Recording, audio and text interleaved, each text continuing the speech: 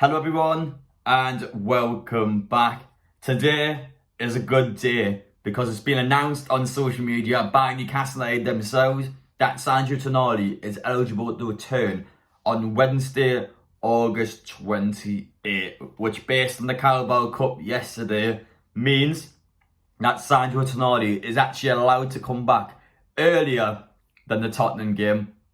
So before the Tottenham home game, it's believed that we'll have Nottingham Forest on the day he comes back and is allowed to play football again. We still need the official confirmation from the EFL that Nottingham Forest versus Newcastle will take place on the Wednesday, but there's two major pieces of evidence to suggest that it will be. The first one being is that Newcastle play on Sunday. We are at Bournemouth on Sunday the 25th, so surely you're going to put us on the Wednesday instead of the Tuesday regardless. And secondly, Nottingham Forest versus Newcastle is by far the best draw. It's by far the best match to watch. There's not a single other game there where I believe any neutral fans would even be interested in watching. So Nottingham Forest versus Newcastle, my impression is that it will be the game that will then be the main event, and then afterwards they'll have the draw for the third round. So my belief is that Forest versus Newcastle will be the main Carabao Cup game of the draw, I guess is how you would call it. But that will be on the Wednesday if it was. And straight away, Tonali coming back on the Wednesday game. It's written in the stars, this one. It's just written in the stars. He's going to come back for his match. And I'm absolutely buzzing to be saying that because now it adds a bit of fire to that cup game where before it hasn't got too much riding on it. But this time, Tonali, the man that had that betting ban for almost an entire season, comes back into Newcastle.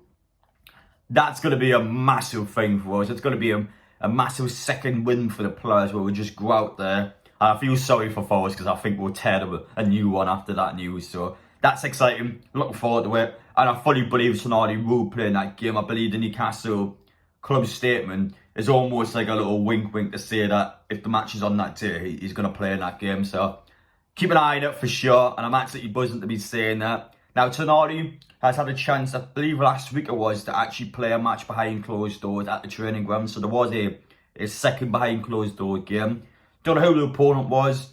It was either, according to reports a few weeks ago, they said they were either playing Leeds or Gates behind closed door at some point. And I wouldn't have thought it would be Leeds because they played a couple of days later anyway in the Championship. So maybe potentially a team like Gates had to play at the training ground, but Tonali had a chance again with nobody watching to actually play and to contribute to the team. We don't know what the score is. We never will know what the score is. We didn't know what the score was in the Burnley game because I'm going to assume certain laws where they're not allowed to disclose it. So we're never ever going to find out what actually happened in the game. But it has been confirmed that Tonali did in fact play a second behind closed doors match last week. So he's looking, in terms of match fitness, he's looking well. He can't kick off their season on Saturday. 2 matches and then he's back. Two games, how mad is that? Time flies so fast. I'm so happy to hear the news that he is coming back because he's going to be a huge player for us this season. And I'm buzzing to say the least. And we'd like to start things off on a positive note there because we're going to have to talk about Mark Gay again. I mean, it's dragging on. Despite the fact the owners came out and said that nobody's close to buying him, it's still dragging on. But just for me quickly, guys, if you do enjoy the content, make sure to get down here, hit that subscribe button, smash the like button as well. And of course, whenever the updates come out, we'll be the first to post them. So stay tuned. And speaking of Mark Gay, so despite the player himself actually coming out in the Sky, so not only did the owner come out in the Sky and said his part, the player the next day was then given pre-recorded questions out from Sky Sports. I mean, I've never ever seen a transfer saga this public about it. I mean, what the hell was Palace doing? The owners came out and spoken to the media, and then the player involved in the transfer sagas came out the next day and spoken to the media.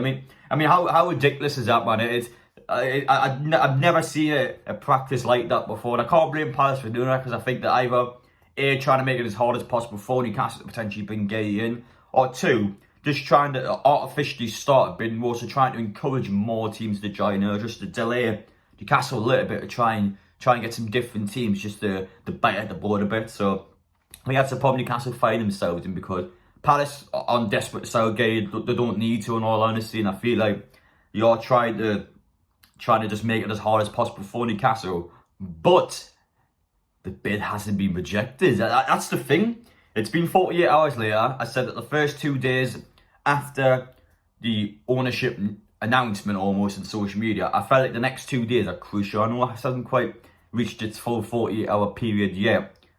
But even yesterday, Sky Sports are talking about in the comments section, and you have a reporter like Pete Graves, Newcastle fan, reporter for Sky Sports. He's still confident we'll bring him in, and Keith Downey's still saying that the deal's not off, and Sky Sports are giving the impression that there's still life to this. They're still saying that it's not over, and one of them is even confident enough to say that we think the deal is still going to happen. So, but when you look at it, it's not over. Like it is not over. As mad as it sounds, so this is one that just seems to go back and forth, and it's at a stage now where the owners came out and categorically said that no one's close by them, and he's went this publicly with media.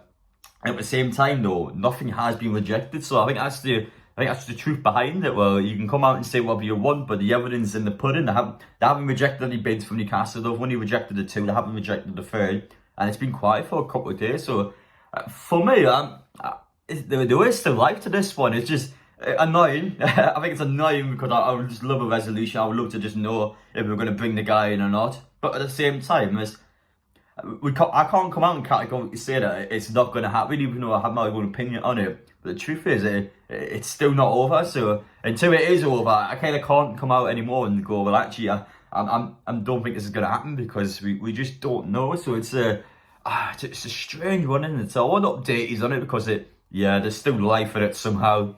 Somehow it hasn't been shut down or snuffed out. So in terms of Newcastle fans, I don't know. We're still gonna have to wait. We're still gonna have to wait, as annoying it is, because it just seems to flip back and forth. So we just have to see how things go.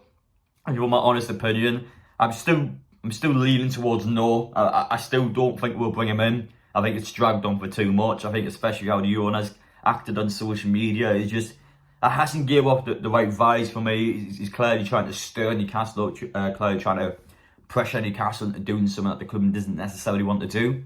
And it's a deal where it's just dragged. It's dragged for so long. And Newcastle are knees deep in it now, so they either go fully in and get the deal done, or they walk away and just go for somebody else. And that's what they've got to do ASAP, because we've got 2 weeks in this window.